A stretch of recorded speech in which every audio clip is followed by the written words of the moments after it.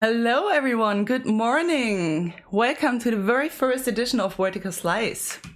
I'm Astrid, I'm head of events at devcom. I have been with devcom since 4 years now. And yeah, because I very much love indie games, and since I do have very nice colleagues that love indie games as well, we just decided to start a dedicated show only for indie studios and indie games, and let's say all around the world of indie industry members, let's call it like this. And yes, if you have saw the promotion we did for the show, you will already know that I'm not going to host that show just by myself, but that my fabulous colleague André Bernhard is going to join me. So I guess we should, we should just bring him into the show, that you can all say hello to him. Hello, André. Welcome.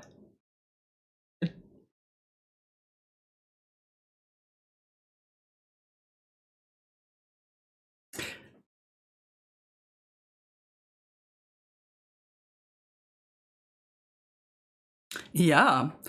You know what? Mentioning the chat, I must say that I actually, every time I want to read the chat, I need to turn like this.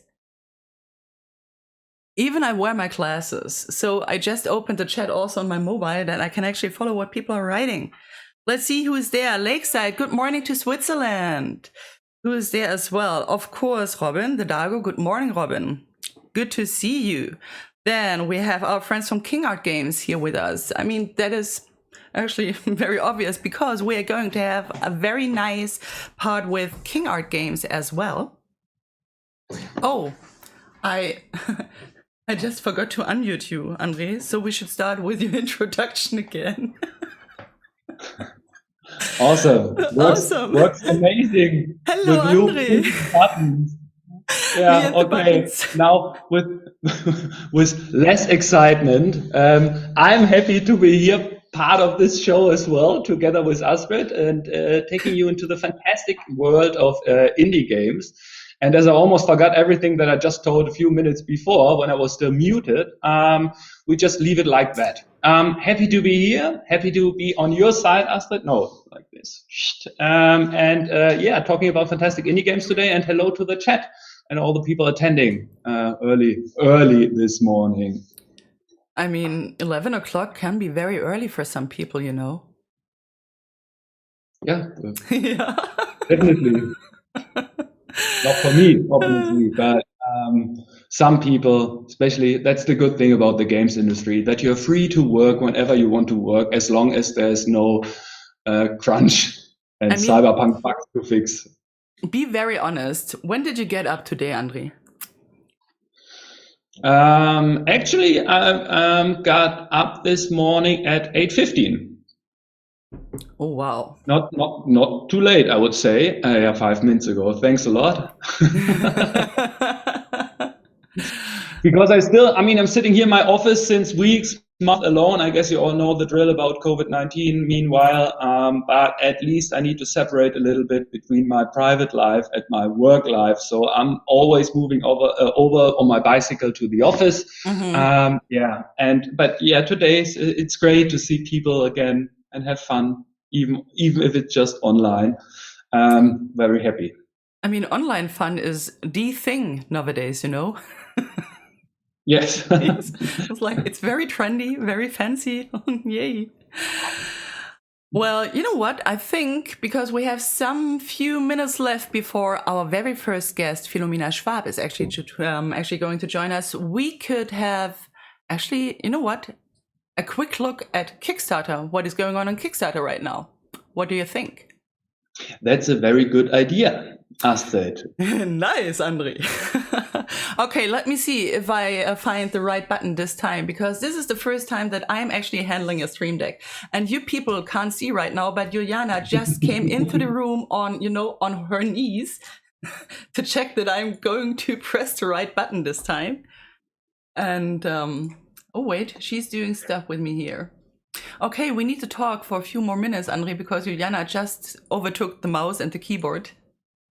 That's totally fine. Yeah, but it's because I'm curious, why are there no reflections within your glasses? I still have this topic of the reflections within my glasses. Oh, now I can see how is it called again? This Ring little light. ring light. Ring But light. doesn't it have a special name? The name is like ring light because it is a ring light, you know. No, I think it has also a very special name for all those streaming people. Anyway, yeah, but I need to work. I need to get one of those ring lights as well to have this nice hip hop like video reflections within my glasses as well. That is super cool, right? But you know what? We don't only have like a ring light, but we have more lighting actually here. And this is why, you know, also the ring is not that present in my classes because we have so much light coming from the left and the right side. It's like a very professional studio setup, actually. At least on your side. At least on my side. And you know what? This is why I look that shitty because you can see like almost everything.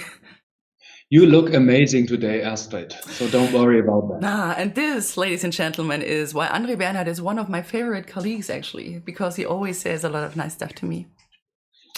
Right. So Juliana did fix everything. So we should be ready to go to have a quick glance at what is going on Kickstarter right now. So that is like the hard test if I'm able to press the right ta-ta button. Perfect. I made it. Guys, I made it. I pressed the right button.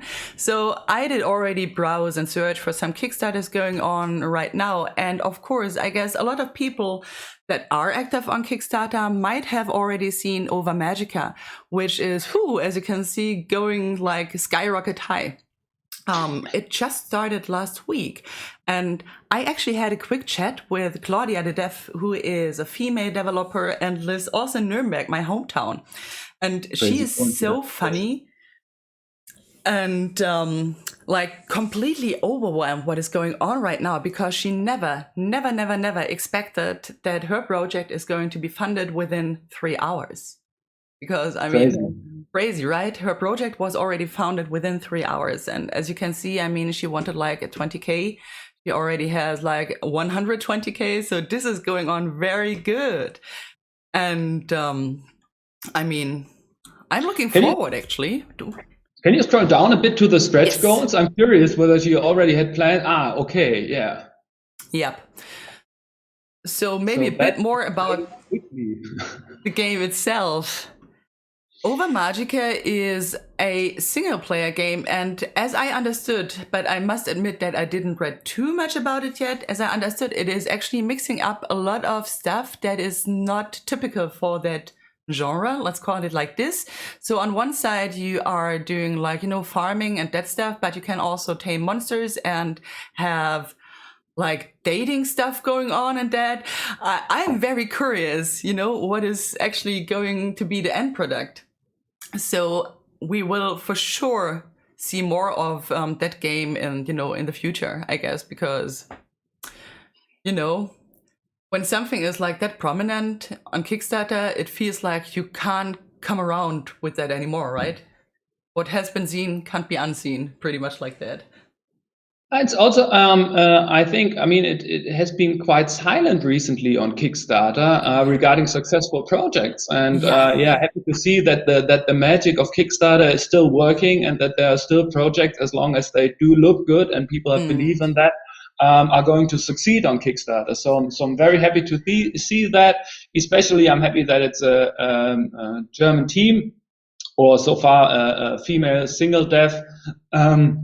That is looking or that is doing quite successfully at the moment.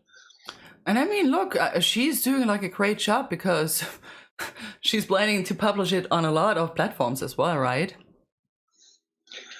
Even Linux, where I would say, I don't know how many happy Linux people here are within the chat, but usually doing something on Linux, whether that's a good idea, I'm not quite sure. That's ambitious. That's very ambitious, right? A lot of extra effort for a very small target audience, but fingers crossed that this works out as well. Yep. You know what? I think I will get back to her when the Kickstarter is done, because I totally want to talk with her a bit more about the project. It looks so fun.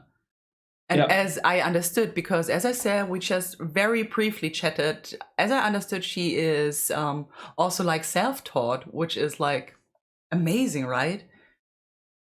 Yes, I mean, sometimes when you spend a lot of time within the games industry and think you think you know the German market or the European market quite well, it's always surprising to see like people that are not part of your usual filter bubble or echo chamber to be succeeding out of nothing, which makes me very happy, because the more the merrier, and to have a more diverse crowd of people making games is always a good thing. Absolutely. Absolutely. And as you just mentioned, André, it has been very silent on Kickstarter, right? And this is another project that I quickly wanted to check, because as you can see, those guys are not doing that well so far, but I mean, that can change. And this is a game that actually Dana proposed to me, or actually she proposed that to Stefan, because she wanted to see Stefan like failing in a survival adventure game. But you know, then I just checked the link and saw the project and thought that is actually also a nice game. But as you can see, they're not doing that well right now. When I remember right, it's a Canadian team doing that Kickstarter, and they are looking for a bit more than 30,000. Yeah, having 3,000 so far. You know what? Let's check the trailer quickly, because I'm curious. Can you guys hear the sound? Actually, chat? At least not me. You can't? Let's see. Nope, the chat can't hear the sound.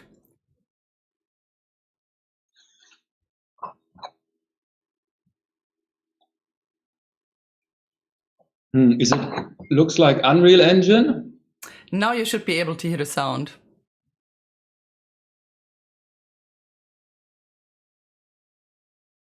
Yay! Yay! Ooh. I don't know if I like games where flashlights are involved. That's always it's not a good sign. Hopefully there are no jump scare moments involved in this as well. Very easy target for jump scare moments. Same.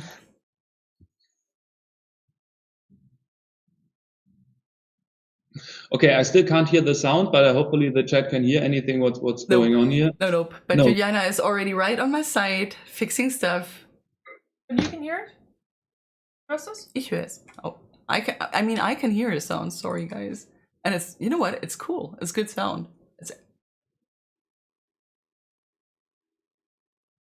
Survive. Yeah, but fingers crossed that they will bug it. I mean, but if you take a look at the project and take a look at the pricing, I mean, this doesn't look like you can make this game with a budget of 30,000 euros, at least from my point of view.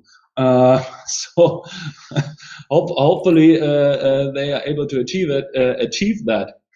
But I mean, usually by talking about Kickstarter, you know that you need to make this kind of special curve that makes you understand how the funding works on Kickstarter. And usually it says that you need to have 1/3 of the target amount that you're looking for within the first days. And by taking a look at that, they should at least achieve something like, I don't know, 10,000 euros to get some momentum. So not sure whether they will make it. But there was still this nice tool called KickTrack, if anyone remembers that, where you can track like the predictions of whether a game will be successful on Kickstarter or not. I never heard about that tool. Yeah, it's KickTrack with an Q in the end, if I remember that correctly. I don't have access to my keyboard right now, but you can send it maybe over to me, and then we can check that later, because you know what? Right now we could actually bring in Philomena, as long as I can't show anything on my computer. We can at least check. I don't know why. The sound is not working? I don't know why. Okay, the sound is not working, and we don't know why. We can fix it, but we don't know how. At that moment, it doesn't make sense. I don't know why it's not working. The magic of running shows from home. Yes, this is the magic of running shows from home. So you know what? Let's bring in Philomena. Philomena, are you already around? I am. She is. So let's bring her in. Okay, maybe let's listen to Kurt and try turning it off and on, but this might break everything. Philomena, hello, good to see you. Good to see you too. Hope you're all doing good. Well, yeah, so far. It's actually everything is fine. Everything is on fire. Everything is on fire, at least sound-wise. And fine. Juliana is doing like little stuff on the side, and sometimes sound starts on my headphones, and I'm like, okay, what's happening here? And actually, I'm doing good. How are you doing, Philomena? Maybe you can quickly introduce yourself, because I always assume that everyone knows you, but maybe there are still people outside that don't. I mean, definitely not. Hello, everybody. My name is Philomena. I'm a game developer from Switzerland, and I'm here today because we have run 3 Kickstarter campaigns. So basically, every time we start a new project, we also run a Kickstarter campaign for it. So I've gathered a little bit of experience on it, and hopefully I can share it with you. Yeah, I mean, that would be great, because this is the reason why we invited you. To share all your Kickstarter secrets with us and all our viewers and followers, actually. As you just mentioned, you actually founded all of your projects via Kickstarter, right? Correct, yeah. Yep. So, I mean, what did you bring you to think that this is maybe the best idea? Because as we just, maybe you followed the stream before, and as we just mentioned and saw, sometimes you just don't succeed on Kickstarter, and then you had a lot of effort you put into it, and I mean it is a risky thingy, actually, right? Yeah, totally. But what is even riskier? Working on a game for like 3 years and then releasing it, and then nobody being interested in it. Yeah. Because that is probably the main motivator for us, because we know exactly that we are an indie studio. We're 10 people, and we have a little bit of money now from the sales from our previous game, but we are still not able to have a flop. So if we make one game, so if we invest like 2 or 3 years into one project and it flops, then we're pretty much done for. So we need to make absolutely sure that we're spending the time on the right project. And so the Kickstarter is always like a test for us to see if this can actually succeed in the market. And if the Kickstarter fails, we have to go back to the drawing board and see if we can fix the project in some way.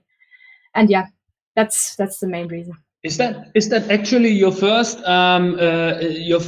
try for market research by doing the game on Kickstarter, or is there something that you're doing prior to that? Like, I don't know, checking with your friends whether it's a good idea, or do you say, okay, no, the first thing we do is we bring it on Kickstarter, and if it fails, it fails, and then we start on something new? Or is it just like, no, that is the second step already? I mean, the first step is always like if the team finds it a good idea. And if everybody is like, oh yeah, I totally want to make that and I totally want to play that, that's a good sign. And then we usually maybe make some mock-ups and just pitch the idea on our social media channels. And then if we see a good response there, then we usually move forward. But the Kickstarter is usually already like a year after we had the initial idea and started the concept or something. Okay. And preparing the Kickstarter campaign usually takes around 2 months for 2 or 3 people or something. So especially the trailer, of course, and all the assets, and you need to have a good reward structure and so on. So you should be confident that the idea works out before you invest all of that time. I think especially the reward factor of what you just mentioned is super important, because I mean, there are people like me that just, support because I believe in stuff and I believe in projects and I want to support people. But I know that a lot of people don't decide, by like, let's see, having like good feelings, but do decide by the rewards they actually get. And I think that is, a very tricky position. Talking about that, I would love to actually quickly check your latest Kickstarter of The Wandering Village. So let's see if I'm able to find the right button. By the way, the reward structure of Over Magica is quite interesting, because you can see that they don't have, they have a lot of backers, but they don't have so many backers if you compare it to our backers, for example. I think they have like 1,500 backers and we have like 6,000.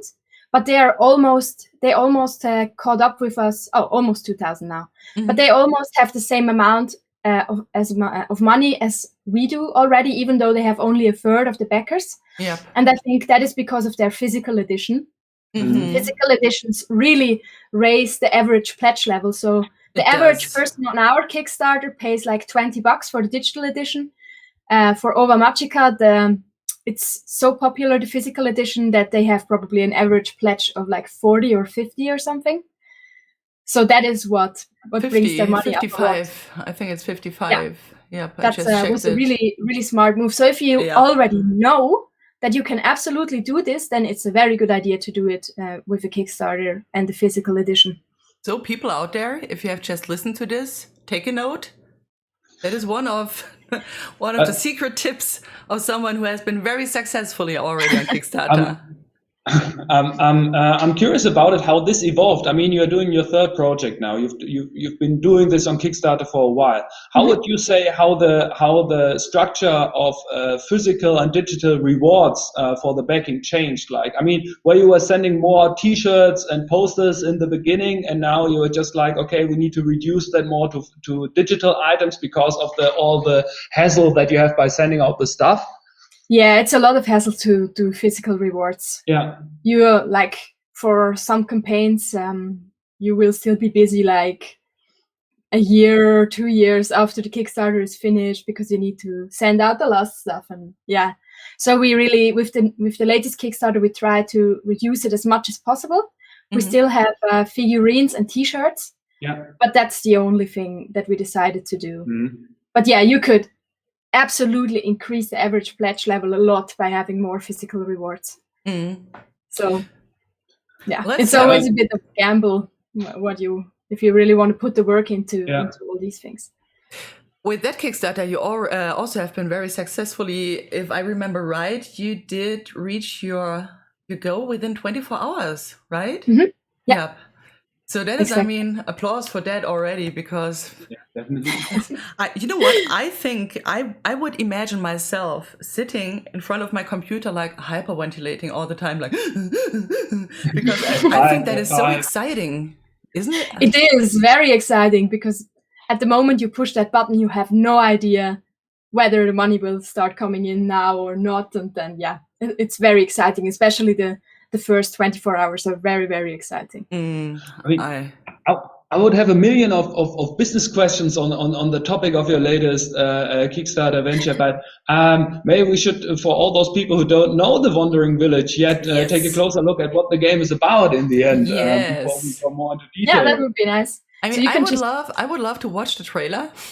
You can just play the trailer, and I will explain over it a little bit. Yes, because we won't have sound, so that's fine. I can sing for you guys, and Philomena explains the game. Okay, I'll play on my virtual flute. No, that's fine. I mean, everybody can just check it out on Kickstarter or on YouTube. The game is called The Wandering Village, or on Steam. So if you want to watch the trailer with music. So basically, it's a city building game. Kind of a classic little cute town. You build it up, you have your people there, and you expand. But then there's this twist in this whole thing, that you're actually building the city on the back of a huge wandering creature that is wandering, migrating through different biomes, which faces you with all kinds of different challenges, basically. And the game is very inspired. I don't know if there are any Studio Ghibli lovers in the chat, but if you know Nausicaä of the Valley of the Wind, the game is very much inspired by that. Basically, the story is that down on the ground there is these spores that are spreading, and you cannot live down there anymore because you can't breathe because of their toxins, and they are also like starting to fall onto the animal, and then you have to basically fend them off so you can keep your civilization alive and happy up on the back of that huge creature. Yeah. Is it a turtle? Because for me, it's a turtle. Yeah, there's different kinds of things we've heard. For us, I think it's mostly a earth dinosaur thingy, but turtle is also totally fine. There's a lot of different things we've heard from what this actually is. And maybe a fun fact, when we first started the game and made the first prototype, it was actually a beast that was made out of flesh. Mm-hmm. So you actually, like when you planted something, you had to dig up the skin and plant it in there. But Ouch. people found it very gross. Yeah. I don't want to, but we found it was cool, but people found it very gross. And then, you can see some of the sketches on the wall when it was still a meat thingy. And then we decided to turn it into an earth creature to make people more comfortable. I and appreciate your decision. Right. And maybe another fun fact is you just saw one of our animators who is drawing around, and he was actually the one who said, I absolutely want to do 2D animation on this project because he's a very big fan of Studio Ghibli again, and that is the reason why we went with a 2D 3D game mix. Originally it was planned to be 3D. Oh, I see. Yeah. I mean, cool. As we already mentioned, this is, I mean, you have been doing like Kickstarters before, and with all of your projects, you have been very successfully, especially with the latest one. I guess that you made your own experience in that whole process, and I can just, assume that maybe you did some stuff, in the first Kickstarter, which you never did again because you learned that this is like a don't and not a do. So, it's always easy to talk about success, especially when you invite people that have been very successfully with something. But I would also love to talk about, the stuff that maybe wasn't that good and stuff that you just learned, which was a waste, a waste of time, a waste of passion, whatever you put actually into it. Yeah, there's always some things. Also with the latest Kickstarter, there were some things we didn't know. For example, this is very specific, but Kickstarter just introduced like their add-ons beta for creators that you can basically pick a reward and then like some additional items and you put them in. And we didn't know that if you chose a digital only reward, you cannot add like physical add-ons. Oh. And that surprised us. And now like not all of our backers could choose like an additional t-shirt and stuff.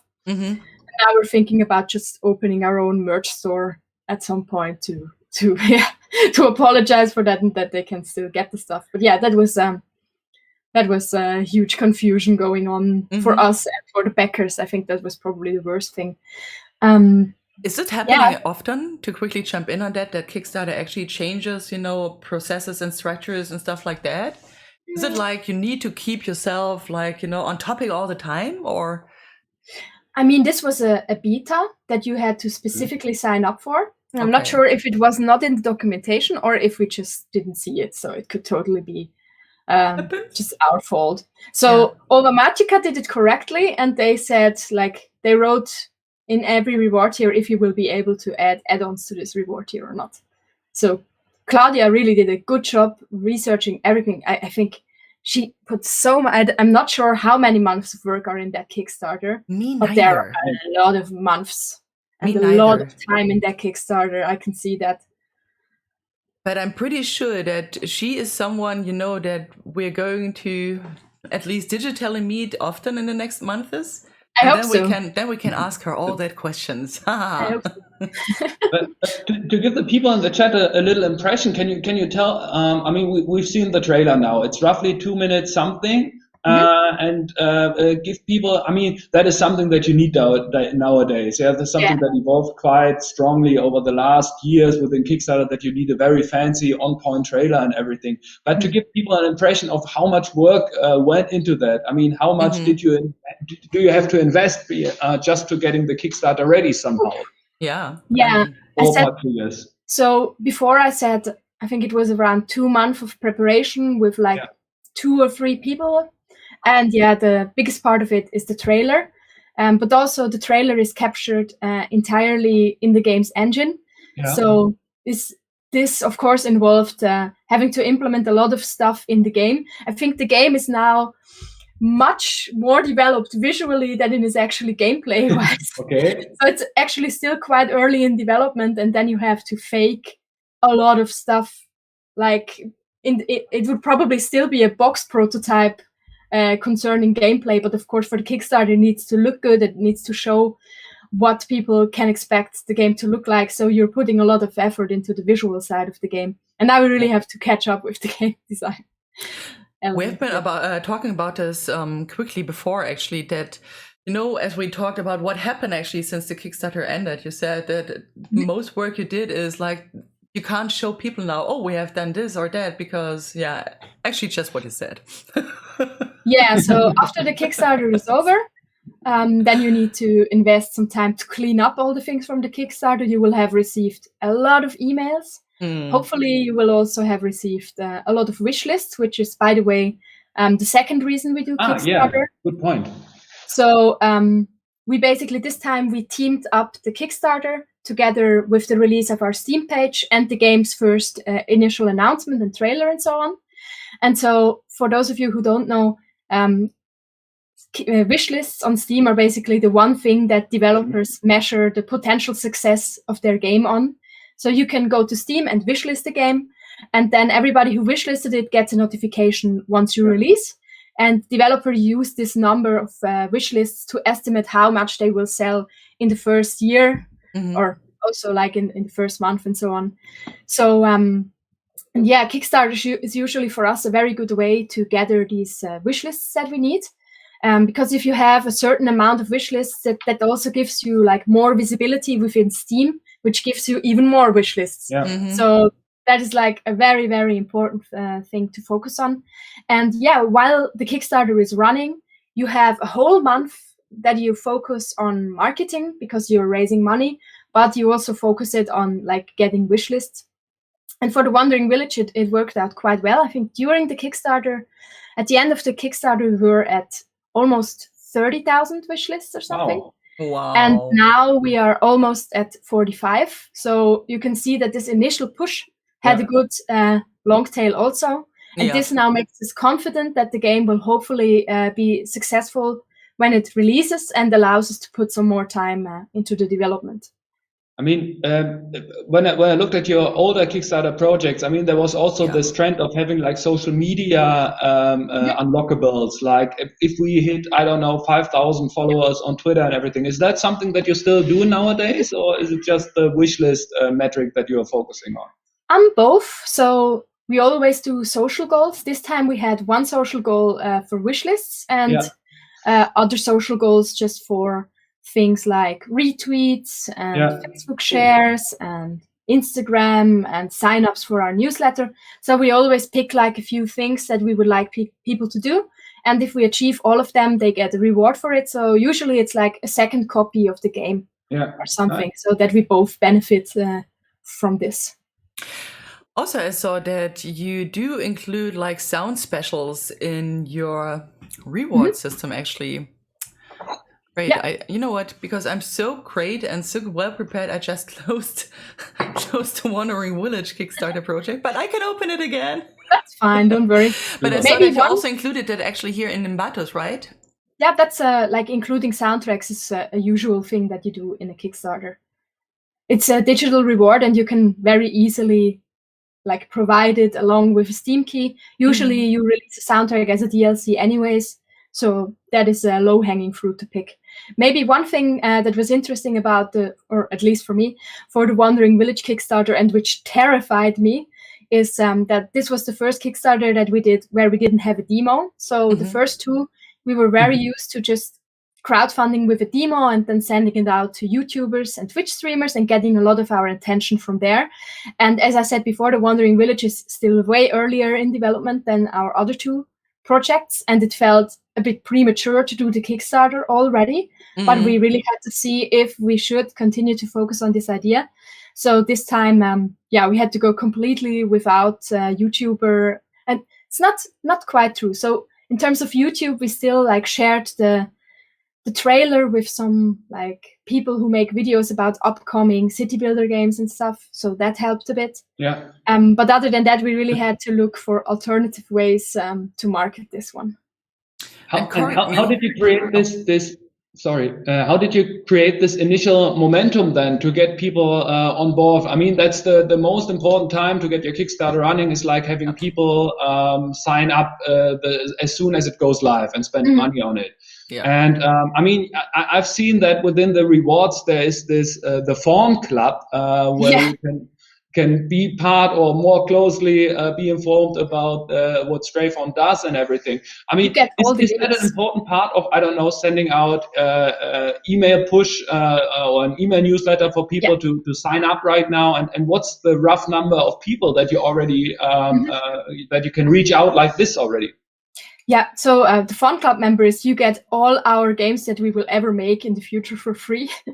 Even in the future? Even in the future, yeah. Wow, okay. So that is kind of like a studio investment thing. I found that one, I love that one actually. It's we always only do like about 100 or maximum of 150. Okay, it's limited, yes. So it's not too many people. And I really like that reward. But so of course this time we had the benefit that we could reach out to the past backers of our last 2 campaigns. And I think about 10% of our backers from this campaign are actually backers from the previous campaigns. So some of the early backers came in through there. We also have built up a newsletter for the past 2 games, which is about 100,000 people. Wow. So that's a good thing. Some money on MailChimp fees or? Yeah, still MailChimp, but we have to move now because it's too expensive. Okay, yeah. It costs multiple hundred francs. I mean, we were like still in an old system where you didn't have to pay so much, but now we would have to, and now we have to move to another tool. It's a shame. I really like MailChimp. And other than that, we focused on building up a Discord.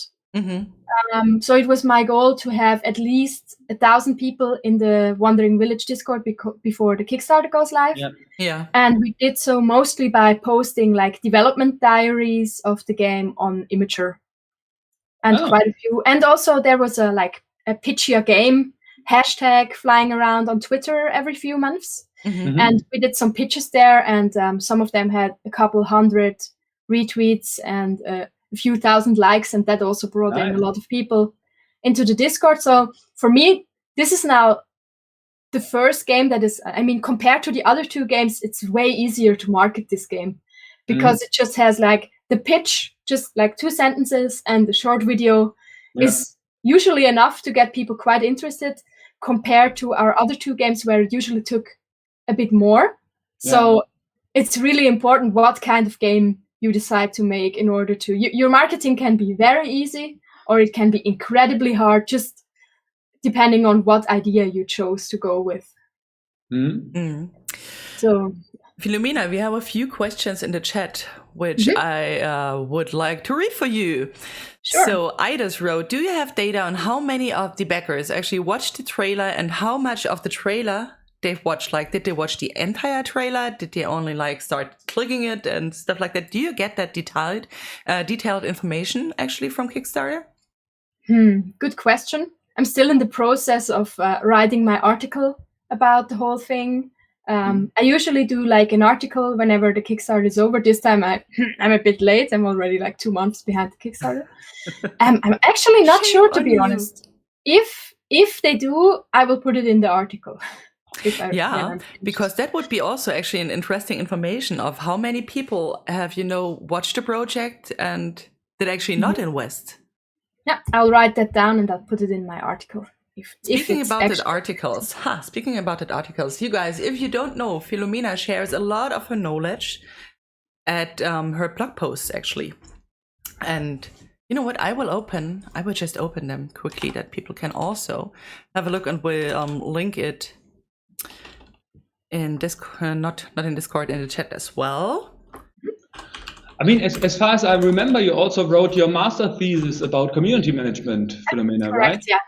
I mean, exactly. Which is a very great thing because nowadays it's so important. I mean, to build up a community by just or build up the community even before you release the game, to have people then clicking on all the things that you're putting online and everything. So I can imagine that helped quite a lot in the process of founding your studio and making the first games. Totally. I mean, the problem was a little bit that our first 2 games are very, very different from each other in terms of target audience. So the first game that we made is about genetics and cute animals, and we have probably around 60 or 70%, I would say, are female players. And for Nimbatus, our second game, it's like 90% male players. So you can see that the community overlap is not really there too much. but we still manage to have some very loyal people that are supporting all of our projects. And but if we would make more similar games, I think this would be even easier to maintain and go on. But also, we are indie and we want to make the things that we want to make right now. So, we definitely make some decisions that are more based on us having fun than us making the smartest financial decisions that we can make. Yeah. Talking of my business. No, just kidding. Do you, I'm always curious, how many people did you have team dinners with? How many people choose the most expensive reward, like going for the team dinner, like, I don't know, what was it, 2,000 euros something? I think this time nobody, but I don't think this time anybody really wants to fly out in another. Okay. But it happened before then. The highest reward that we ever managed to sell was a $5,000 reward in the first Kickstarter. Wow. We never managed. What did you get for that 5K? So it was a reward that if somebody chose it, we would add a new area to the game. So, and you would get like a very fancy mention that you are the one that actually sponsored this area, so to say, and like all of the other rewards included too. But it was just one very generous individual. And of course, how we found that person actually is everybody was very motivated that somebody should pick this reward, right? Because it would give everybody a new area in the game. Yeah, so everybody just shared a lot and asked around. And eventually somebody from our community found somebody who then took the reward. It was cool. Nice. So but there was no team dinner now included, or? I don't think there was a team dinner there, no. Yeah, okay. In that reward. I just posted actually the link, which you shared with me, Philomena, in the chat. And you guys, if you're interested to get more, let's say, inside information actually, or insights about, what was it? Nimbatus and the Niche Kickstarters, you can check that link. And you will find more information there as well. And we have some more questions for you, Philomena. So, is your master thesis, is it in English? And if so, is it somewhere online? Because people want to read it, actually. Yeah, but it's very, very old. Like from 2016. So that knowledge is now already quite outdated. It involves things like Steam Greenlight and stuff. But if you give me a second, I can look it up and give you the link. I mean, there is a lot of things that are still absolutely true today. I'll send the link to Astrid. Yep. So. And I will send it to myself then from this computer to that computer, and then I will share it in this chat. Magic in the making. Just a Google Docs that is hanging around in my drive, but you're welcome to read it.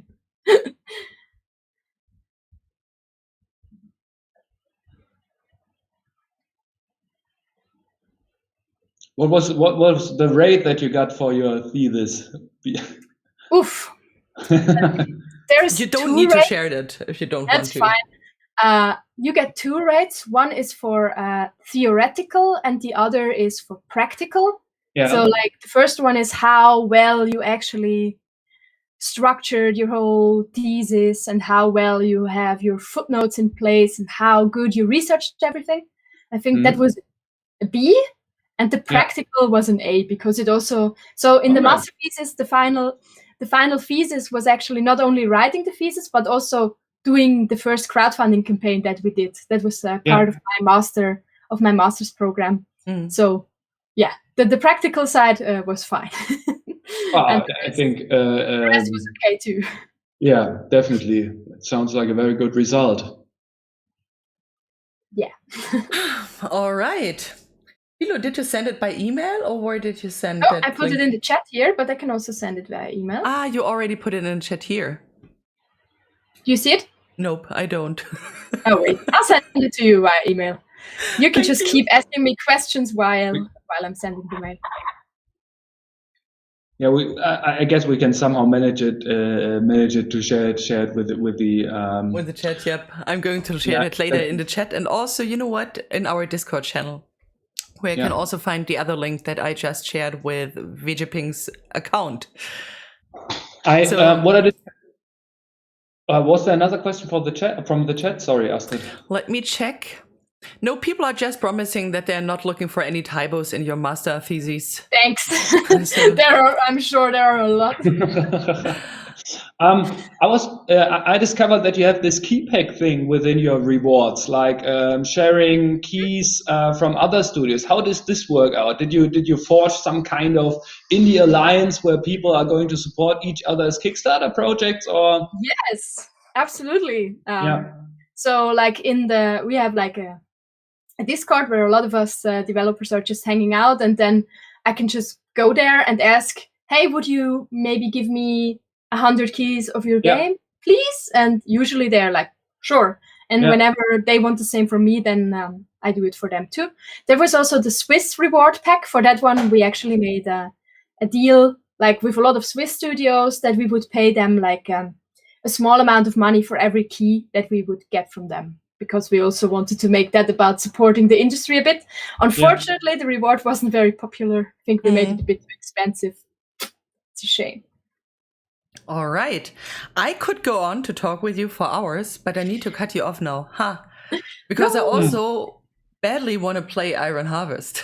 And that's why we need to say goodbye to you and say hi to Jan. Philomena, any last words you want to share with us in our community? Listen to Jan. He's a very cool guy. Absolutely. Listen to Jan. He is also a very cool guy. But you are also a very cool person. Thank you so much for taking time for us and sharing all your knowledge with us and giving us that very useful tips. Thanks a lot for being with us. And chat, make sure to follow everything that Fawn is doing and be part of the Fawn Club in the future. Absolutely. Thank you. Absolutely right. So we are going to go, we are going to have like a very, very, very quick break that I can invite Jan back to the stream, and maybe we can also fix the sound issue, because as I just mentioned, we're going to play Iron Harvest, and I would love you guys to hear actually the game sound, because the game sound is amazing. It really is. So we're having like maybe 5 minutes break, and then we're back with Jan and hopefully a working sound. So see you in 5 minutes, guys. See ya.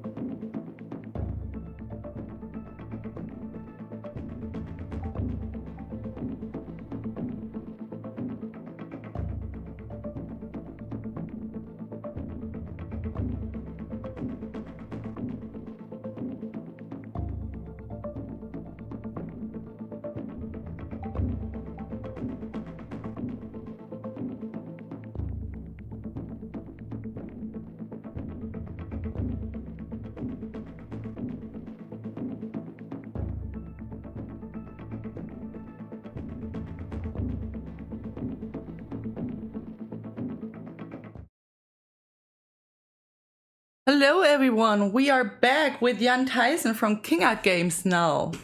Hello, Jan. Hi. Thank you for joining us. Yes, good to have you here. Hello. Thanks Hello, for also having me. from the chat, I guess. Hi, Fred. Jan, can you maybe quickly introduce yourself? Because as I mentioned before, I already think that everyone knows everybody, but sometimes that's just not the case. So maybe introduce Yeah. yourself for a quick second. Yeah, no problem. My name is Jan Theysen. I'm a creative director at King Art Games. I'm one of the two founders and working in the games industry for 21 years now.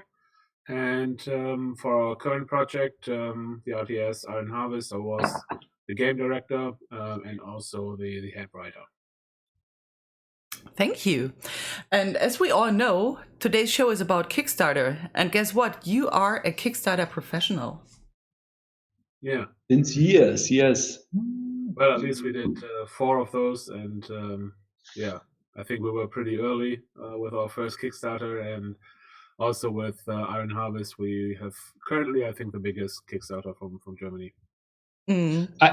I had to check this once more because I couldn't believe it in the end. I mean, Battle World Chronos, which was your first Kickstarter title, then that was already 2013, so 8 years ago. I mean, quite impressive. To have a studio up and running for 8 years, and also, I mean, to be successful all the time on Kickstarter, because so far you didn't have any failed project or in your history, right? On Kickstarter where you didn't make it. Yeah, I mean, the company was founded in 2000, so it's 21 years now. Congratulations. Yeah, thanks. And yeah, the Kickstarter thing, I mean, the first Kickstarter was like an adventure because back in the day you couldn't really make a Kickstarter from Germany, and we had to, to establish a company in the US, and then the US company did the Kickstarter and stuff like that. It was a little bit like Wild West back then. But now the Iron Harvest Kickstarter, it's maybe 3 years ago or 4 years ago now. Was a very cool experience for us because it's really, it was the first time that it was this really, really big success, and everybody was like, whoa. And, it opened many doors for us because of the Kickstarter, a lot of publishers knocked on our doors, and, instead of us having to go to the publishers and try to get a deal, it was more like publishers coming to us, which was a great side effect. I mean, you got let us just read out that number loud. You got like more than a million. Is it a million? 1, 2, 3, 4. That is a lot of numbers. You got so much support via Kickstarter. I mean, combining with the PayPal stuff on our own website, we had at the same time for people who don't have credit cards, it was like $1.5 million. So you made almost $2 million with like crowdfunding, actually, right? Well, it was 1.5 for the during the Kickstarter, and then after that with Slacker backers and so on, it's almost 2, yeah. Wow. I mean, can you maybe to get a better understanding of how these numbers increased over the years? I mean, how much money were you asking for with your first title? I can't remember. I think it was probably like something like 120 or 30 or something like that. Yeah. And we already, the first one was already like at the end, 2 or 3 times the money. So that was already a big success. But now the Iron Harvest Kickstarter was bigger than the other 3 combined. Yeah. So, this is really, really the big one. The Dwarfs Kickstarter, the one we did before Iron Harvest, was the biggest Kickstarter, I think, at that time. And now the new Iron Harvest Kickstarter is like 5 times as big or something like that. Like 4 times. So I mean, we can quickly actually go through all those projects on Kickstarter and check the numbers. Because now, you got me curious now as well. So Battle Wars, that was the first time? Yeah. Right, that was the first. That was a turn-based strategy game. And this was basically, I think, the purest Kickstarter we made, I think, because this was really the classic case of we had this idea to make a game reminiscent of Battle Isle, a classic from Yeah. and nobody wanted to make it, and we thought, okay, there are people out there who want to play these kinds of games. Yeah. And so we went to Kickstarter, and it was a big success, and because of that, we could make the game. And that was really the I think this was what Kickstarter was invented for, basically. Yeah. I mean, that is like already 8 years ago, almost 8 years ago, right? Such a long time.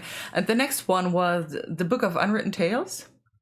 Right. This was more like we already knew that we would make the game, and we had a publisher contract in place.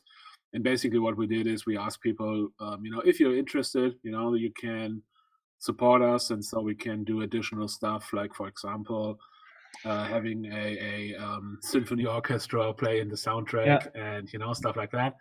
And also, it was a cool opportunity for us to get really cool editions of the game, like physical editions, into the hand of the people. So we made these really nice plush animals and really, really nice editions of the game, and so people basically used it as a kind of pre-order thing, basically.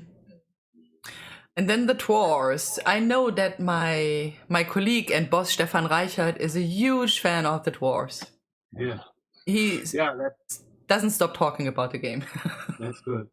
No, this was again a case where we said, okay, we think that maybe we could have done the game just with the publisher, but we said, okay, if we can make the game on our own terms for as long as possible, and with the help of Kickstarter backers, then it might turn out better, or it might be better for the game.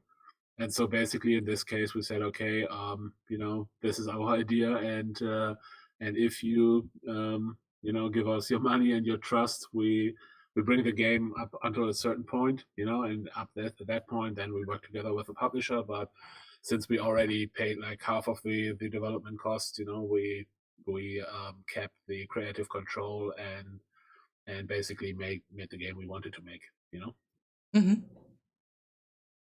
And it's fun to see. I was just curious whether this was in partnership together with Markus Heitz, the author of the Zwerge, or the Dwarves, but there I've just seen it in Astrid scrolling through the project again. Would you say that helped a lot, or did you manage to achieve the audience of a lot from the audience of people reading the books, bringing them into the game, or was it just like a nice marketing stunt, something like that? Yeah, I mean, of course we needed the license to do it, so we couldn't just do it without him. But at the same time, of course, there are big Markus Heitz fans, and when we started to build the community for the game, it was maybe easier because there were already established fan communities and so on, and they latched onto the project and were excited about it. So that definitely helped. And also it's of course from a marketing perspective, it's good to have like such a successful author on your side, because that's interesting for maybe general interest media, or maybe newspapers and stuff that might not be interested in the game but are interested in a famous author working with a games company. And so that was good. And also Markus did did some quests and created a new character for the game and so on. And of course he's a very good writer, so that was a pleasure to work with him for in-game texts and dialogues and so on. Nice. Yeah, on the 12 Kickstarter. Sorry. And also one other story is actually he is friends with the guys from Blind Guardian, and for some reason he talked to our sound guy, or talked to our audio guy, and they came up with the idea, wouldn't it be fun if Blind Guardian would contribute like a song or something like that for the game. And we actually ended up that our audio guy and my partner Mark, who's like the CEO of the company, They basically, but also a heavy metal drummer. They met in the studios from Blind Guardian and recorded a song together with Blind Guardian, which of course is something that wasn't really planned and was just a happy coincidence that these guys knew Marcus, and Marcus basically gave us the contact and gave us the opportunity to work with them. That was fun. Talking about sound, I mean, sound has always been something that you guys took care a lot in your games, actually. Yeah. And you recently actually just won you won 4 German Developers Awards, right? And one was also for best sound in game. Right. Yeah, I mean, the first box games we did were point and click adventure, and I always felt that really good voice actors are really important for point and click adventures. So when we did the Book of Unwritten Tales, the first one, we really tried to get the best of the best voice actors we can get, and we also got a fantastic composer, and so that it's established a little bit this idea that Kinga does good stuff with sound. And then of course we tried to get some of the soundtracks recorded by orchestras instead of using sample libraries and stuff like that. And for the current game, for Iron Harvest, we did voice recordings in different countries for the English version. So in the game, the 3 big factions are our versions of basically Germany, Poland, and Russia. Yeah. And so we did the voice recordings for the English version in Germany, Poland, and Russia, so that everybody has the correct accents and not Americans trying to do Polish accents or something like that.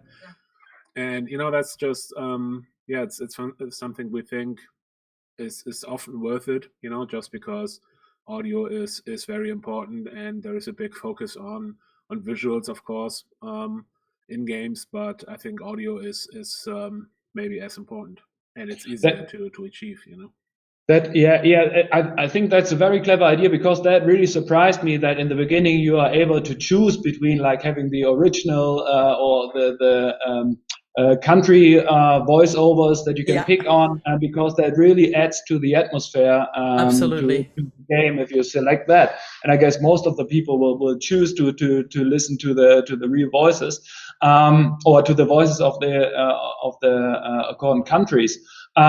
Would you say that also add up to the sales number? Did this help you on being more successful in Poland and Russia, for example? Because people love to hear being a bit more patriotic about it. I mean, I think having the Polish version and the Russian version, of course, doesn't hurt. If you're someone in Poland or in Russia and you have the ability to play the game in your mother tongue, great. I'm not sure if this is a huge contributing factor or not. I think there are some other things as well in the game that maybe made the game more interesting for people in, let's say, Poland and Russia, because of course Jakub, the guy who created the world and created these great artworks, he's from Poland, and we took great care when we were writing the campaign or the campaigns that we do not fall in this cliche good guys bad guys scenario, where the Russians are the bad guys or the Germans are the bad guys, whatever. But it's more like each faction has good people and bad people in them, and I think that is something that many, for example, in Russia appreciated, that it's not the old the good West fights the bad Cold East War stuff. And I think that of course helps.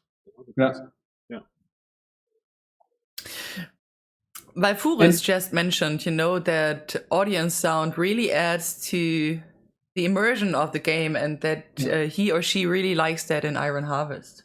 Yeah, thank you.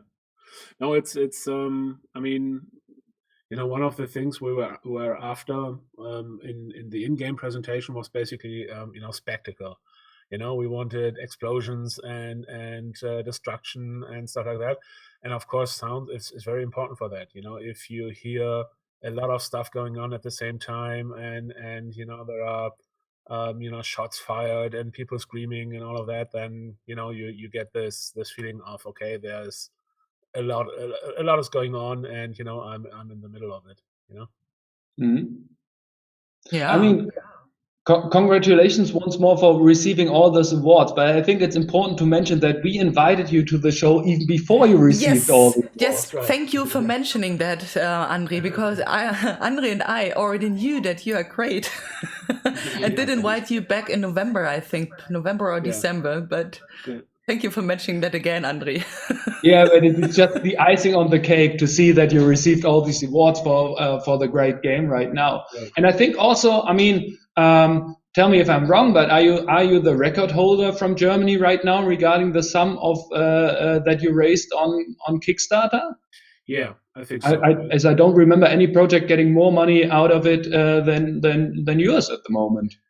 Can we quickly read out the number again? It was what? 1,298,000. A lot of money. I mean, I haven't checked in a while, but back in the day, I think the second biggest Kickstarter was Everspace with about 500,000. So it was by quite a margin, and I don't think that anybody else got that much in between. We talked with Philomena about that before. I mean, how important would you say, or how much of the success comes through this continuous engagement on Kickstarter? Because you've been on it, you've been delivering. Are there a lot of people that you know already somehow that are coming back to back your project because they just think, okay, King Art is a great studio. They will deliver on their promises. Right. I think that's important. I mean, Kickstarter.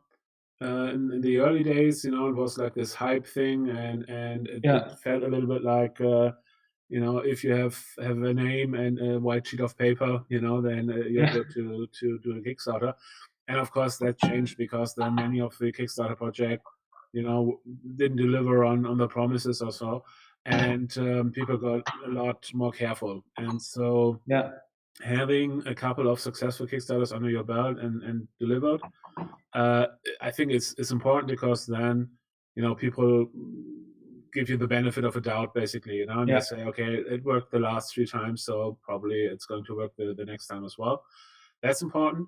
But also, I think in general, communicating and updating players, I think is something that we try to do a lot in our games. So even after the Kickstarter, we did at least monthly dev blogs and updates and so on, and we now have something like 30 something of those, and we try to really communicate to the players or to the backers, hey, what is the current status of the game, and we gave them alpha versions and beta versions, and we are in the Discord server with them and talk to them and so on. And I think that goes a long way in terms of trust and the feeling that we care about the game, which of course we do, but sometimes I think gamers might not get the might not understand how much work goes into the game and how much people really care about it, and then it's more like, this is not exactly that like how I envision it, and and so on. And if you if you take them with you on the journey, they're much more basically they understand better why we do certain things, or why certain things just take time and so on. I guess that is a very... Sorry, Astrid. Go ahead. I just quickly want to jump in, because I saw on the Dwarves Kickstarter page that you actually also wrote there that you do not only launch, projects on Kickstarter to collect the money, but also to get a very early feedback of the community and actually to establish a relationship with a community. And I think that is so important. And that is also what Philomena actually said, that Kickstartering or Kickstarter campaign is, of course, because you need some money, you want to get some budget for your game, but also to establish a very early connection with the people that will play your game later. Yeah, absolutely. And also, I mean, it's not just, a marketing or like a feel good thing, but it's also in terms of Iron Harvest, for example, which is a real-time strategy game.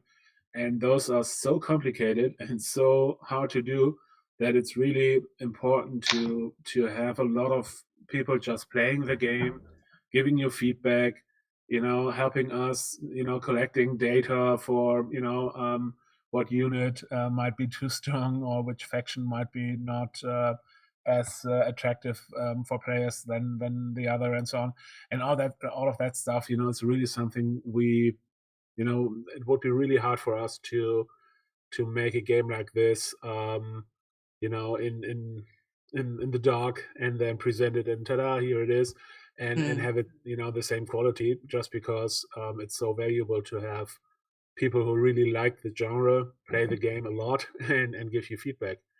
I mean, there are players in the community who played, basically every RTS under the sun, and they can give you really good feedback and say sometimes stuff like, the game blah blah blah did this, maybe this is something for you, and it might be a game you never heard of, or we had like the Company of Heroes world champion in the community. So wow, nice. Something like that, of course, is very valuable for us, because they can give us feedback on a level, that nobody in the company could actually play the game at, So if we wonder, okay, is this still balanced for like pro gamers, then we can ask them and they give us an answer. But we could never, test it on by ourselves. Yeah. Talking about playing the game. I would just, I would just start the game right now. And you guys, you can go on and talking and bring it stuff, on. but I want to play a bit. So just to let you know, André, as I saw, already played like 14 hours Iron Harvest in the last 2 weeks or 3 weeks. Because it's definitely worth it. I'm also one of these old RTS fans, and it just feels like taking a trip on memory lane by getting back to all those great RTS titles. I mean, like Company of Heroes played the hell out of that, and everything that was before. The only thing I didn't do is doing anything online, because I'm so bad in playing online games now against a competitive younger audience, I would say. But I had a lot of fun in the campaign so far. And just one thing that I wanted to add on the Kickstarter thing. Before we go into the game, I think what you mentioned is very important to say all over again, because when you start on Kickstarter, you are actually selling a dream. I mean, to the people, they all have their different vision of how this game going to be in the end, and then they are very often disappointed because they back the game and then they have to wait for 2 years and then it's finished and maybe it's not delivering on their expectations. And therefore, I think it's a very important and good approach to integrate the audience into the development process. I think that is also why why tabletop games do so well on Kickstarter, because people know what they're going to get in the end when they back a project. They know they get the figures, they get some nice dices and a tabletop area and something like that. But with games, it's like you're selling the dream, and in the end, you need to deliver this dream as well. And make sure that there are no bad surprises and people are not disappointed with the final result. So I think a very good approach and just being helpful. Yeah. No, and also the again, it depends on if you're a new developer who maybe does the first Kickstarter or not. The basically the less reason there is for people to trust you, the later you should actually do the Kickstarter, because if you can give players or potential backers, for example, a demo they can already play, then that goes a long way, of course, in terms of trust, If it's just an idea and some artworks, I think maybe that's not enough, In our case, we had at least, a demo, and we had like in-game captures and so on. It wasn't a complete game or anything like that, but we at least proved that this is how the game might look like in the end. This is this is the direction we're going for. Ja, sieht And I nach think einem that's sicheren Ort aus. important to just give players this Ich mach confidence. mich auf den Weg. Yeah. So in the beginning, when I played this game while Astrid doing the first moves here over there, I thought it would be more like Company of Heroes, or not Company, like how is the Warhammer title called again? Dawn of War. Where I thought like the latest one, where I thought, okay, it's more about squads, managing squads, and not about building bases at all. But that was a really pleasant surprise for me to see that later on you are also able to build bases, like what you expect from an RTS, but on a very not talking down on it, but on a quite small scale. It's not like you have this 35 like buildings that you need to build to be successful, but it's pretty spot on that you have, I don't know, your buildings for building the mechs and also the buildings for having the regular units, and that's it. And then you can head on. And Yeah, this was actually one of the bigger things we discussed a lot, and also that it's one of the things that some people in the community would have like to see more of. It's basically have more options for base building. And we it's actually one of the, I think, biggest learnings for us as a company to game development is actually that we always approach a game with this mindset of basically only putting in the game what really needs to be there, and not putting stuff in the game because others do it as well, or something like that. And so it's like a little bit almost like a minimalistic approach. But in terms of the bases, you can do everything you need to do in the bases, and it's basically the smallest version that that makes sense in terms of a base. But still, maybe it would have been better to just have one or two building types or something like that more, and basically keep the same gameplay, but have a little bit more stuff to do for the player, because it's just it's like a gut feeling. If you have like 3 base buildings and maybe a bunker, that doesn't feel like this big cool base, and so that might be something for future games that we keep more in mind, more in the back of our head, that it's not just about the features and basically make it as clean and as minimalistic as possible, but it's also about the feeling, and having a big bad base is a feeling that maybe is worth keeping.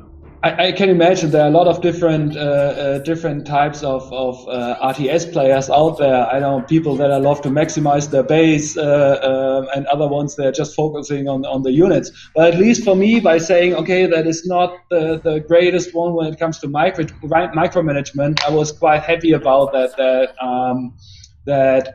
I didn't have to focus too much on building everything up, because I played it on normal mode, and actually very early on there were quite of challenging situations in defending my base, and there's always this time that you need to have this tipping point on a map where you get where you get stronger than the enemy, then being able to push back, and for me it was quite helpful.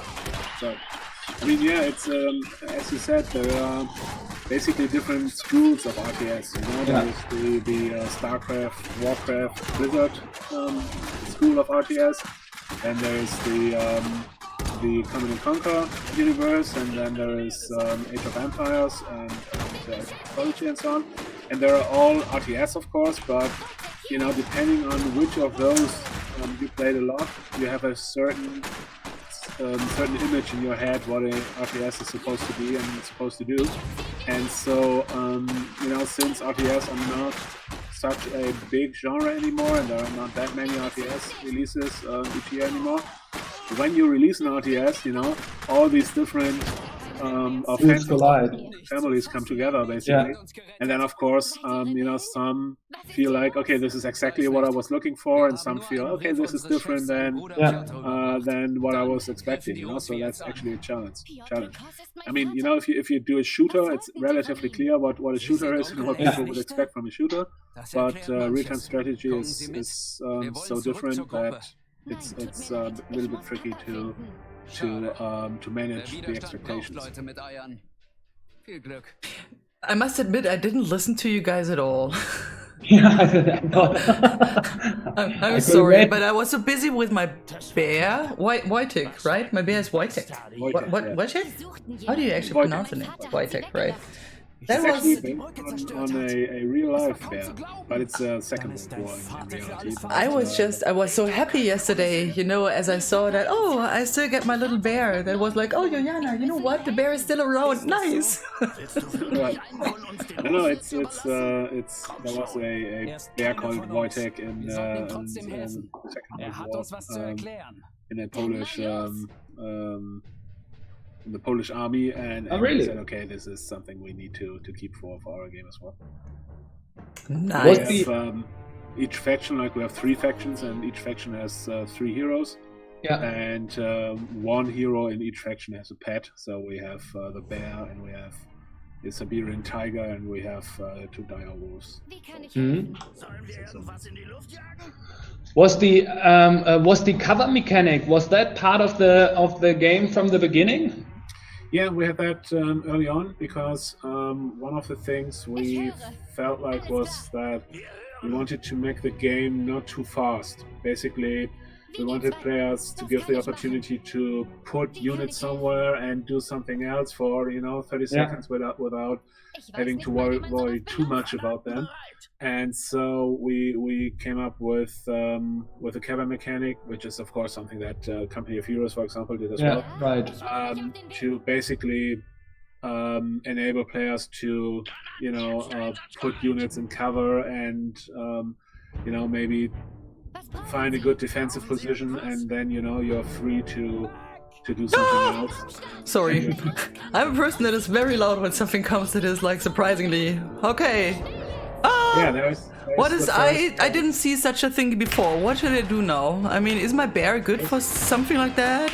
This is the first. Where are my grenades? There are grenades. I like grenades. Throw grenades, and if you attack it from behind, it's actually weaker from behind. So you can get some units. There's so much fire. Let's go there. Yeah, Let's go there. Also. And throw grenades, right? Right. That is my bear. My bear. Oh. Okay, that's looking good now. Oh, wow. Stop that. Stop hurting her. Oh.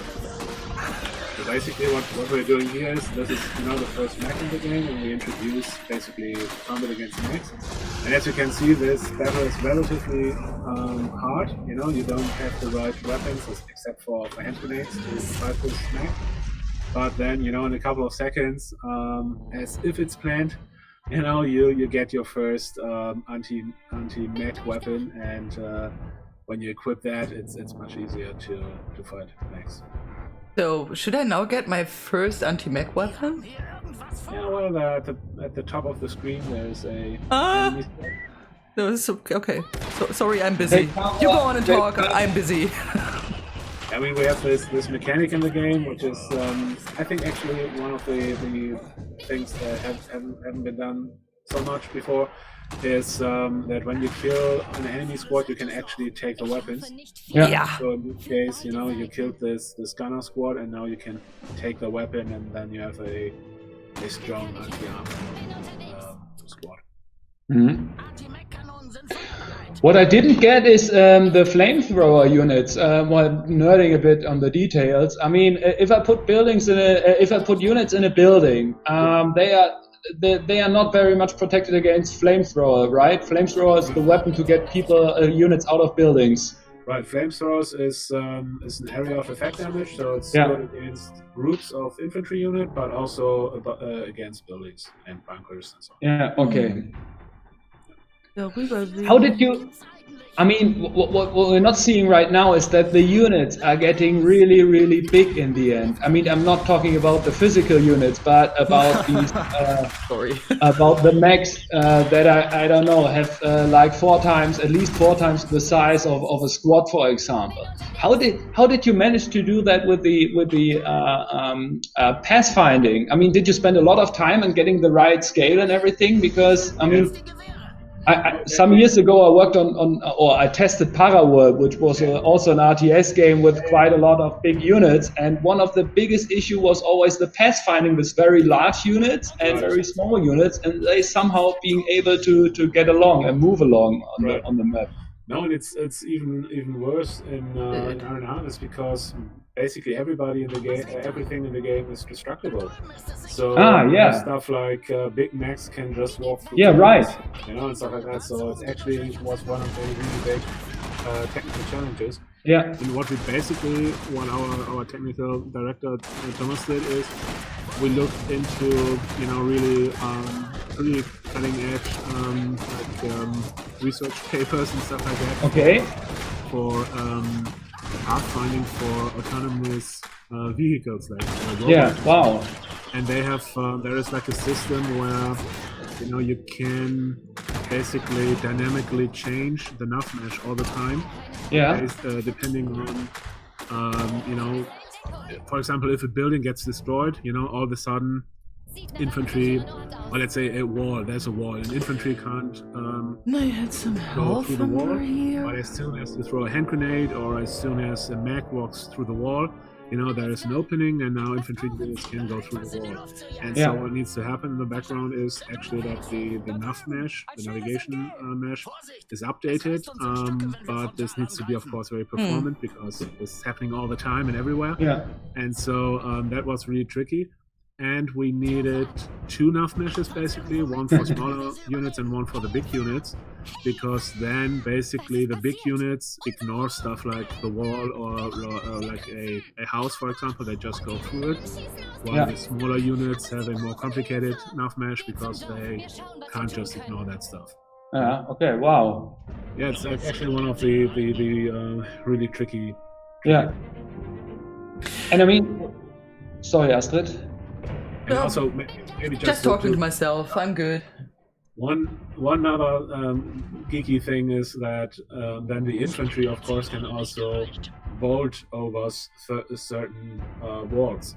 Yeah. So if the wall is just a meter high or something like that, then infantry units can actually run to the wall and then they jump over it and continue running. Oh yeah. And so that is basically an extra layer of complexity.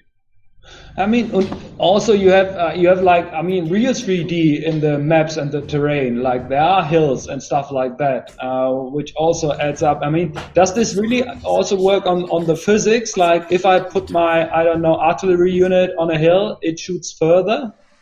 Well, the simulation of the game that runs in the background, basically, it's a 2D simulation. Okay. But what we have is it's 2D, but also there are certain height information in there. So, for example, a tall mech might be able to shoot over, a small house or like a wall, for example, while a smaller mech can't shoot through the wall. So there are some sort of 3D information in there, but it's not like a fully 3D simulation. Just because performance and complexity of that, but it's so basically what we did when it comes to physics and so on, we made the game with Unity, with the Unity engine, but the whole game basically runs outside Unity, if you will. So you can play theoretically the game in a very ugly. Just, like circles and colored boxes and so on. So there's going to be an ASCII edition soon, then, or that's the programmer's art edition. Yeah. And that's basically, that's the simulation that. So sorry. Outside of Unity. I didn't know that MGs can move. Fun. Yeah. I don't have grenades left, right? Oh. Yeah, but you can flank them or catch them out. So basically, all the visualization that's Unity, and so all the physics and all the nice debris flying around and all of that stuff, that's physics and client side. While the simulation is basically just making sure that everything is This might explain the only bug that I encountered so far while playing the game. Within 15 hours, I had this kind of simulation error, simulation shutdown something. Yeah, that's interesting. That's one of the things that was part of the development for the whole time, basically. Yeah. Trying to find these simulation errors and try to get rid of them, because for multiplayer and also for co-op, you can play the whole campaign in co-op as well. Yeah. The whole game needs to be deterministic, which means that the game on each machine needs to play exactly 100% the same. Yeah. Which sounds like, isn't that always the case? But in reality, when you play a shooter or something like that, it's not the case, because fundamentally there are like little changes in there. For example, how CPUs calculate certain things. There might be a little change, like 10 points after the comma when you calculate something, and these little tiny problems, or like changes, differences, they add up, and then all of a sudden in your simulation a shot flies right past the tree and hits the enemy, and in my simulation it hits the tree, and all of a sudden there is an enemy that's dead on your side, but it's still living on my side. And so making that work, that the simulation is absolutely deterministic, was a big issue. And if it sometimes doesn't work, like in your case, then something went wrong. It's relatively few these days, so we check those, but it's not 100% because it's so complex. I can add on that. I mean, 15 hours, one bug, that's totally fine. Astrid, as you're doing pretty well so far, please do me a favor and close the tutorial window. It's really... What should I do? What? Close the tutorial window on the right side. Okay, but it helps me to see the whole beauty of But it helps me to know what I should do. So why did I fail? I mean, I did kill those weird soldiers. Why did I fail with that goal? And what is Wojciech doing again? Wojciech? Nope. So this is clearly a user failure, not a game failure. You can also close this primary goal window. No, I don't want to, because then I forget what I wanted to do. Okay, I will close it. I mean, the last thing you need to do is basically walk to the north around this hill. So go a little bit to the right and then to the north. Okay, we go right, then we go to the north. Also, thank you for the person in the chat that just told me that I forgot some of my soldiers at the other end of the map. I got them now. It can happen, right? I mean, let's talk a bit about the artist that you provided you with the ideas for the max and everything. There's not like there is no book or something or story background that you rely on. I mean, it's mostly based on the artwork, or how? So there is a Polish artist called Jakub Puchalski. Yeah. And he came up with this world 1920 plus. Yeah. Which is basically like this alternate reality where there are mechs in World War One, and he created a series of pictures, like artworks. And I stumbled upon those like 5 years ago or something like that, without any intention of making oopsie yes or something. Oh, that's going to be difficult, Astrid. Yeah, I thought I could use the MG, but I completely failed. And Jan said, just go to the north. Yeah, go to the north, they said. It'll be fun, they said. Look, everything is burning. Ah! The bear is pretty strong. Yeah, but where's my bear? He's fighting. Close combat with the bear. Gee. I lost my complete third unit. Oh. Well, it's not that bad.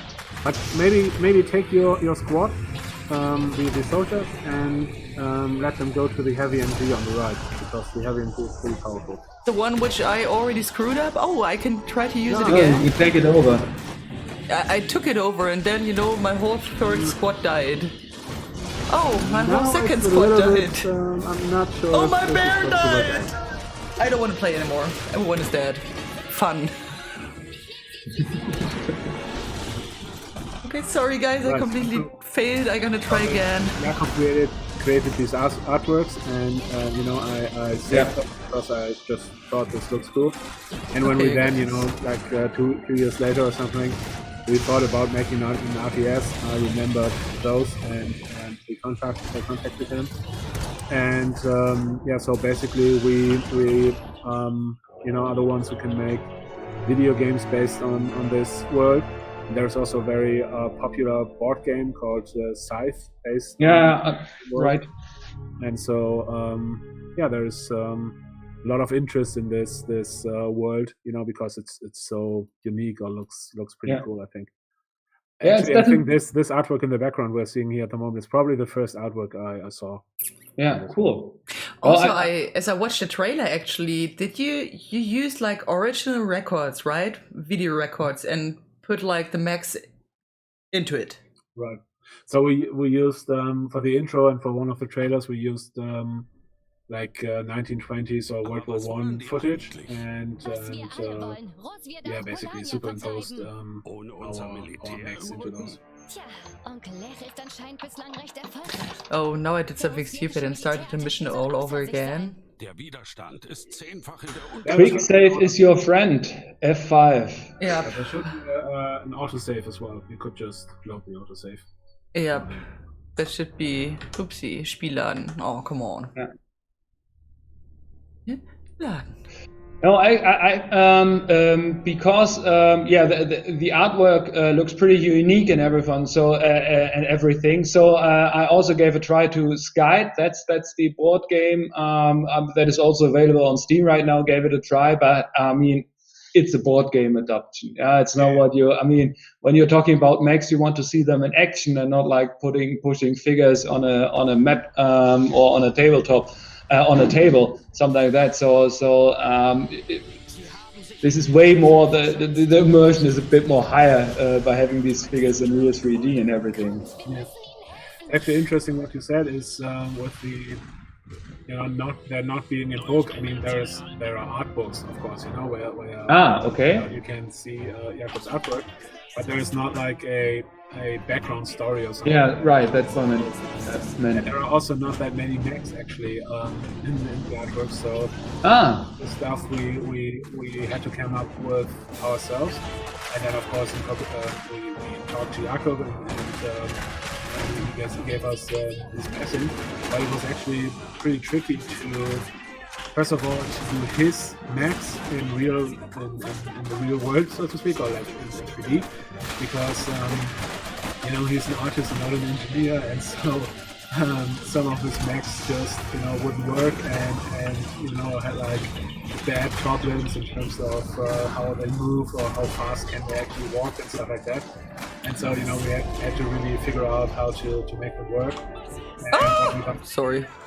And did with other mechs or with the additional new mechs is actually that we started with like a blocked out, like a very rough version of the mechs and put all the mechanics and so on in them, so to make sure that they're actually working. Yeah. And then we did the design for them. So okay. It was a little bit unusual because usually you start just with the look of the mechanics. But since we have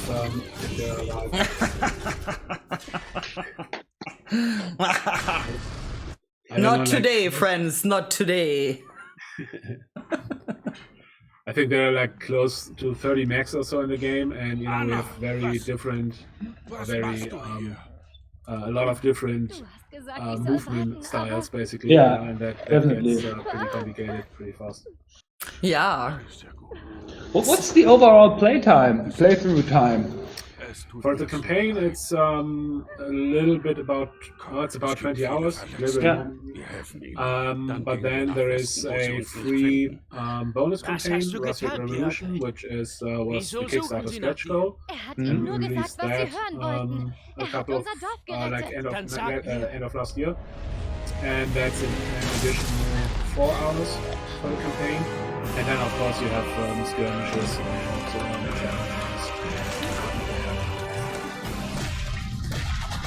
That is a big boy. I would say you have to play everything once, Ooh, that is really. Oh.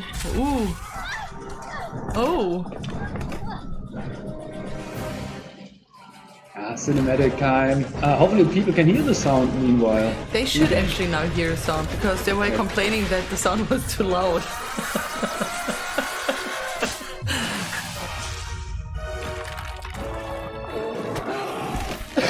Nein, nicht den Bär.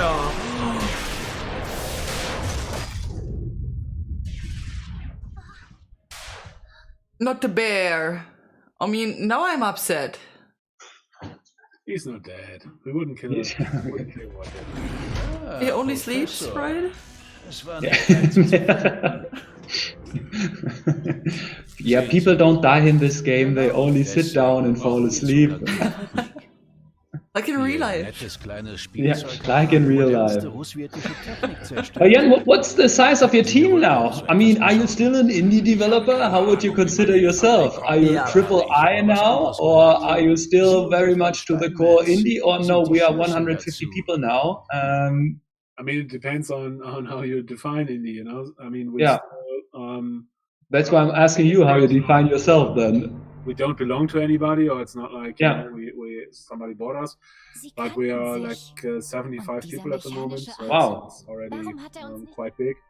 I mean, it's definitely indie at heart. It's like we're doing the games we want to do, and we do them the way we want to do them. And for the last couple of games, we managed to always keep the creative control. So basically, nobody could tell us how to do it, which is very important for us, I think.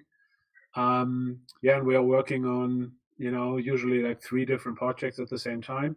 So for Iron Harvest, the internal team was maybe 30, 35 people or so. It was the biggest team, of course, but not everybody in the company.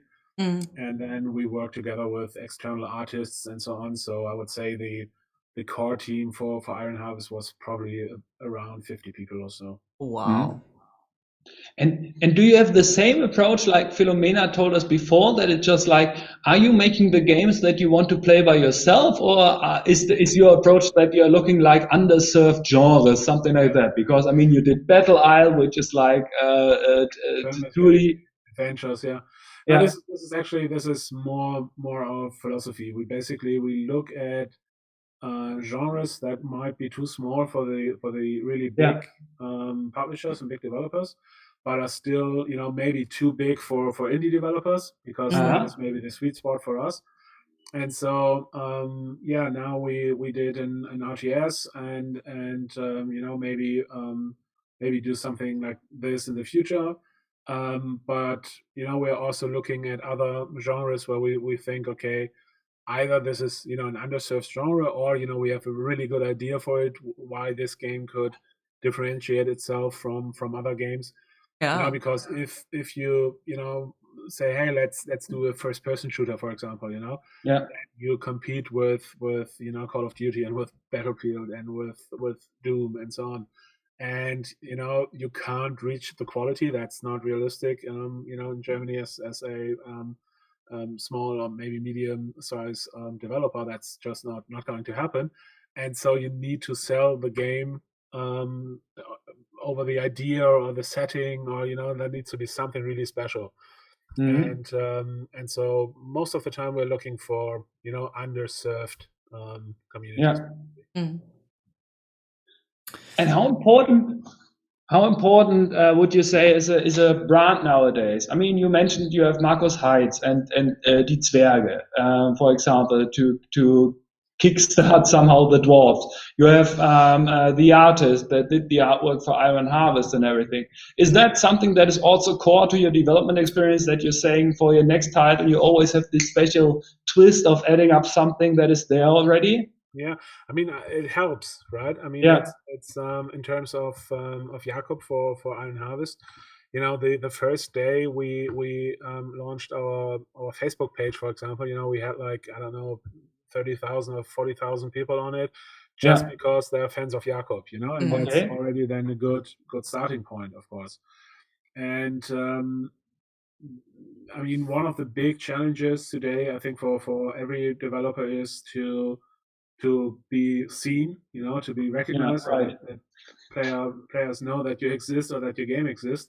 Yeah. And of course, if you do, let's say, whatever, a Harry Potter game or like whatever, then, there is this big brand, this big IP, and there is this big community attached to it. And you have a certain amount of visibility just because it's a Harry Potter game. At the same time, we also like to do, stuff our way. And so, there might be some IPs or some words that might not be as fun to develop a game for, because too many people are you have to ask too many people if this is allowed, or if you can change this and that, and I'm not sure if that would be so fun for us. And so I think it's important to think about early on how can you actually sell the game, and not just theoretically, but very practically. What are the steps you need to do to sell your game? And having an IP or a brand can help with that. If you can do it without, then that might be even better. But it's getting really hard these days. I'm so tempted, of course, to ask now what you're working on right now and what's coming up next. But I mean, one thing is announced. I can talk about that. That's the add-on for Iron Harvest. There will be an add-on with a new faction, a new campaign, and new gameplay things. There's nothing concrete, but we're working on that, and that's not that far out. And then we are working on 2 different big projects that are not announced yet, and probably are not going to be announced in the next 2 years or so. On Kickstarter. You're working on 2 projects at the same time right now. Yeah, so we are doing. I mean, again, we doing the add-on, and then the add-on team, or the Iron Harvest team, goes to a new project, and we're also, our third team basically works on a totally new game that's not an RTS. And we're looking for people. So if you work in the games industry and look for a new job, then check out kingeyegames.com. There are a bunch of open job positions there. I will quickly check the homepage and link it to the chat and also to the Discord later. Right. And you are based in Bremen, right? Right. Yeah, we have a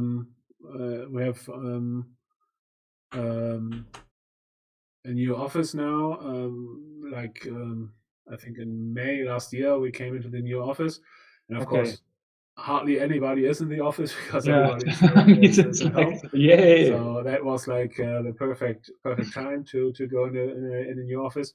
But yeah, we're here in Bremen and really in the city center, basically, because we always have been here in the city and in the center, and people really enjoy going to dinner, or just shopping, or like doing something in the city. And so we really wanted to stay in the city center, but since we're getting bigger and bigger and we need more and more space, it's getting actually more and more tricky to find an office that's big enough.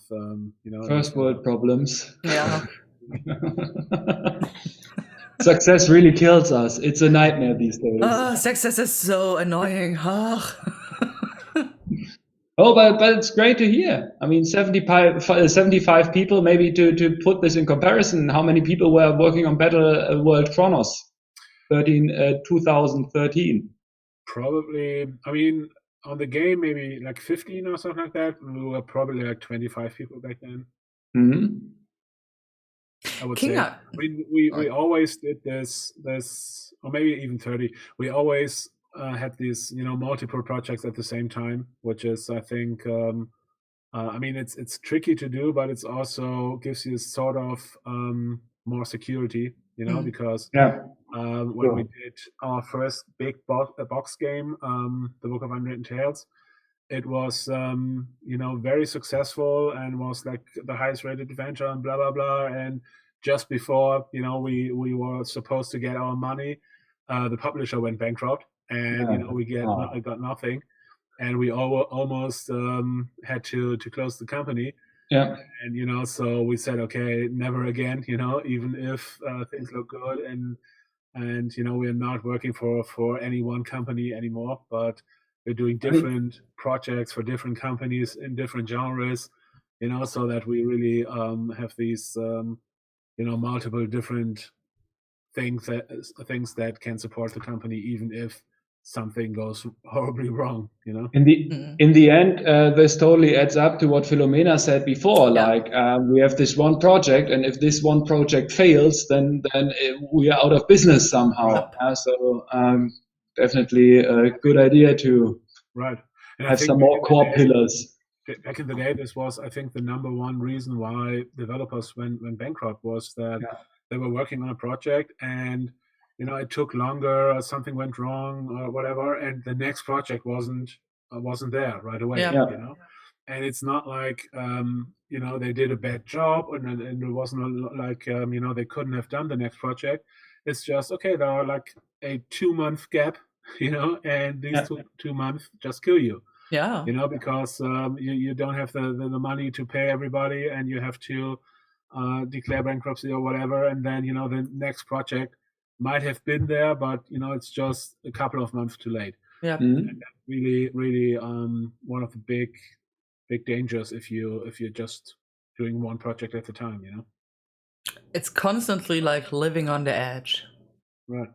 I mean, and of course you think that, okay, maybe, you know, the game is very successful, and then we have the money and whatever. Yeah, but what if not? You know, or what if for some reason it takes longer, or what if, you know, something else happens, and then, you know, you're directly, you know, you're in big trouble. And if you have like multiple things you can fall back on, you know, then you're just a little bit more secure. Yeah. All right. You know what? Time is already up. How can it be? I mean, I only played like 5 minutes. How can it be that time is already up? I will totally go home now to my place, and you know what?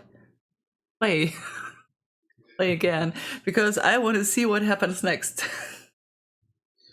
Yeah, I promise you, Wojtek doesn't die the whole game. Yeah, someone just wrote there is like an endlessly supply of Wojteks, which made me very happy.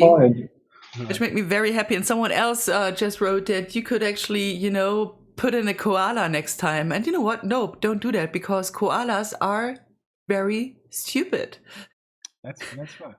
You know, koalas are very stupid animals. They will actually die even if you put a lot of eucalyptus in front of them. If the eucalyptus is not hanging on the tree, they will not recognize this as food, and they will die. Koalas are very stupid. Don't put in a koala in a game.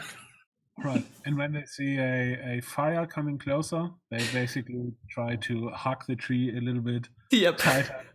What? No. I would try that. And I mean, you know what? It also worked very good as I just took the MG. So MGs seem to be also very useful in the game. So I would definitely take care about more using MGs and stuff. Until you get the huge mechs. But can my bear also be in the mech? No? No. Then I'm not sure if I want to use it. Yeah, I was just thinking that maybe an armor for Wojtek could be something for add-on or something. Yeah, totally. Yeah, but he's already a bear and he can't die. I mean, this is already a lot. He can't die? No, he cannot die. It makes me very happy now. So let me see. Do we have any final questions in the chat? Give us the key to the Wojtek factory. Yes, please. I want to have the key to the Wojtek factory as well. What do we have else? Did you call me? No, I didn't call you stupid, Christoph. I said koalas, not kolias. Koalas are stupid, not koalas are stupid. You can always put Anna and Wojtek in a what? Solve? It's, one of the mechs. It's Yeah. Ah, okay. As you see, I didn't get so far in the game because my gaming computer just arrived yesterday afternoon. So I didn't have so much time to actually prepare myself by playing the game. But André and I still have like a match open. Yeah. André, we're going to But do actually, it was a good decision not to play in co-op all along, because then none of us would be able to talk to Jan while getting the action on. Because I can say, I mean, I don't know why I do this, but I still have the feeling I have to play the games on normal. Even if I'm not that good anymore. But normal gets also quite intense early on, as soon as you build your first base. As you just saw. I mean, that was very early in the game, what you saw as I was playing, and it got very intense very early. Like, I mean, 2 mechs, one from the front, one from the back. Who does something like that, you perverts? Talking and playing wouldn't be that easily possible. Nope. So there is a match. We will have that match, Astrid. Yeah, we're going to have that match, and we're going to tell you guys afterwards how it worked out with André and me. Nice. Fine. I mean, it's already time to cut you all off and actually to say goodbye. But before we do that, Jan, do you have any final words you want to put out to the world? No, not really. I mean, as I said earlier, we're hiring, so if you know somebody who wants to follow the link, just push them into our direction. And no, otherwise, I'm fine. I hope I see you guys maybe in person at Gamescom this year. But that would be great. Hopefully. Thank you for being with us, Jan. It was a pleasure. Thanks a lot for giving all the insights. Yes, absolutely. And I mean, actually, we can say goodbye, all 3 of us, right? There is no need to kick out Jan first to say goodbye. Nope. Okay, then, thanks a lot to all of the chat people for being with us. It was fun to have this kind of first edition. From my side, I'm very happy how everything worked out. And Astrid, you want to add something? Yeah, I mean, thank you, Philomena and Jan, for being with us. Thank you, André, for being with me. Thank you guys for being the patient when some stuff didn't work out in the first second. Thank you very much, Juliana, for, crawling in all on knees in the room over and over again to do some setup while the stream. And thank you, all the people out there who actually watched the stream so far and have been following us. And we are going to have just, a quick overview of what is going to happen next. We're going to have an early access show tomorrow morning with Juliana and Sebastian and maybe Nico. I won't be there because I'm always off on Friday. Lucky you. Yeah, lucky me, right? And we're going to have, of course, more shows next week. Coming next week would be, I think, Tears and Trophies with Nico failing when he tries to play games. And then, of course, we have another game dev show coming up next week. Early access as always, twice a week. And we, with Vertical Slice, going to see again in 2 weeks. Yes. All right. I think that pretty much is it. Thanks, everyone. It was fun with you. Time to say goodbye. Bye-bye. See you all soon. Bye-bye.